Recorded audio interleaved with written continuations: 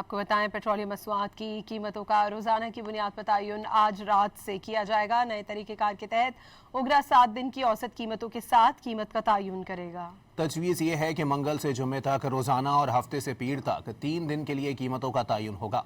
हुकूमत ने जुम्मे को रोज़ाना की बुनियाद पर पेट्रोलियम मसनूआत की कीमतों के तयन का ऐलान किया था। इसी दिन ही हुकूमत ने 18 से 20 जुलाई तक पेट्रोल और हाई स्पीड डीजल की कीमतों का एलामिया जारी किया था। आलमी मंडी में पेट्रोलियम मसनूआत की कीमतों में तेज़ी से उतार चढ़ाव के बायस वफाकी हुकूमत ने पेट्रोलियम मसनूआत की कीमतों का तयन रोज़ाना की बुनियाद पर करने का फैसला किया।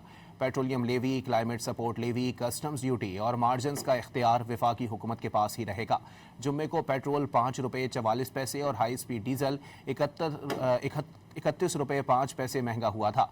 उस वक्त पेट्रोल 316 रुपये 15 पैसे और हाई स्पीड डीजल 354 रुपये 35 पैसे फी लीटर में फरोख्त हो रहा है।